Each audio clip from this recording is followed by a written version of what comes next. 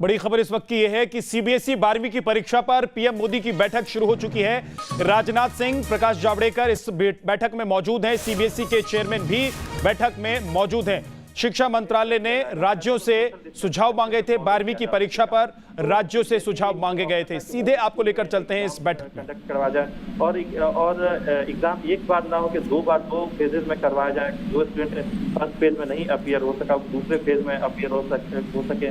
तो ये तमाम ऑप्शन है, इन सारे ऑप्शन पर विचार किया गया है। और जाहिर तौर पर जो मीटिंग हुई थी उसमें ये जो सजेशन आए थे, जो जिन ऑप्शन की बात मैंने की, उन सब के बारे में प्रधानमंत्री को ब्रीफ किया जाएगा। और जो देश की तरफ जो सुझाव मिले हैं, रिटेन में जो सुझाव उन्होंने दिए हैं, जिनकी डेडलाइन 25 मई तक थी, उनके बारे में उसको ब्रीफ किया जा रहा है कि क्या क्या सुझाव आए हैं, उनके बेसिस पे कैसे आगे क्या डिसीजन लिया जा सकता है। तो इस हिसाब से देखें तो ये काफ़ी इम्पोर्टेंट मीटिंग है और उम्मीद की जा सकती है, स्टूडेंट्स भी ये उम्मीद कर रहे हैं कि जल्द से जल्द, चूंकि इतने हाई लेवल पे मीटिंग हो रही है, प्रधानमंत्री खुद इस मीटिंग को चेयर कर रहे हैं, तो ऐसे में स्टूडेंट्स को उम्मीद है कि जल्द से जल्द कोई किसी निर्णय पर पहुंचा जा सकेगा, ताकि जो कंफ्यूजन की स्थिति है उसको दूर किया जा सके। जी निशांत, आप बने रहे। सुधाकर भी जुड़े हुए हैं हमारे साथ, हमारे सहयोगी सेंटर के पास इस समय, क्योंकि कोई भी बोर्ड एग्जाम जैसा महत्वपूर्ण एग्जाम कैंसिल करना या पेंडेमिक के समय उसको कंडक्ट करना, दोनों ही चैलेंजिंग सिचुएशन है। तो ऐसे में क्या क्या ऑप्शंस अभी तक निकल के आए हैं बातचीत द्वारा? जी बिल्कुल, और देखिए शुभेंदु, यही वजह है कि एक वाइडर कंसल्टेशन की प्रक्रिया केंद्र की तरफ से अपनाई गई। सभी राज्यों के साथ बातचीत की गई, उनके साथ बैठक की गई। बैठक के बाद अलग से उनको कहा गया कि आप लिखित में भी अपने सुझाव भेजें ताकि उनको कंपाइल किया जा सके। और इस बैठक को भी आप देखें तो एक तरह से एक सरकार के भीतर भी वाइडर कंसल्टेशन की प्रक्रिया, गृह मंत्री हो, रक्षा मंत्री हो, स्मृति ईरानी, पीयूष गोयल, प्रकाश जावड़ेकर, ये तमाम जो सीनियर मिनिस्टर्स हैं दिख रहे हैं। तो अलग अलग लोगों की एक तरह से एक व्यापक तौर पर पूरी स्थिति की समीक्षा के साथ, क्योंकि एक तरफ पैंडेमिक की चुनौती है तो दूसरे तरफ बच्चों के भविष्य का सवाल भी है। तीसरी चुनौती ये भी है कि बहुत ज्यादा दिन तक इसको लेकर असमंजस की स्थिति।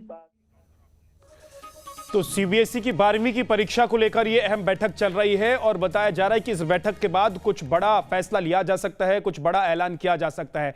12वीं की परीक्षा कराई जाए या फिर क्या हो, इस परीक्षा को लेकर, इसी बात को लेकर यह मंथन जारी है। राहुल डबास मेरे सहयोगी जुड़ गए हैं। राहुल, इस बैठक में कौन कौन शामिल हैं और क्या लग रहा है अभी तक की जो बातें हुई हैं उससे क्या निकलकर सामने आए?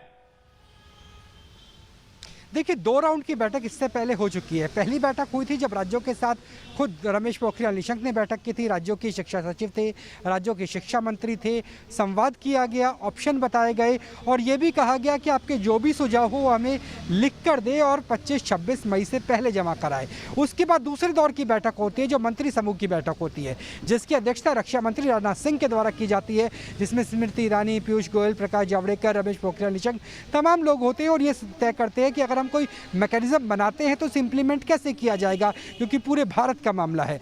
और उसके बाद ये फाइनल राउंड की मीटिंग है जो आज हो रही है, जिसकी अध्यक्षता प्रधानमंत्री नरेंद्र मोदी कर रहे हैं। और इसके अलावा जो महत्वपूर्ण सदस्य हैं उसमें शिक्षा सचिव है, दोनों शिक्षा सचिव हैं, जो स्कूल एजुकेशन के है वो भी, हायर एजुकेशन के है वो भी, क्योंकि 12वीं का एग्जाम बहुत क्रूशल है। इसके बाद जो आपकी एजुकेशन होगी, टेक्निकल हो, कॉलेज हो, यूनिवर्सिटी हो, हायर एजुकेशन में जाता है और स्कूल एजुकेशन वहाँ खत्म हो जाती है।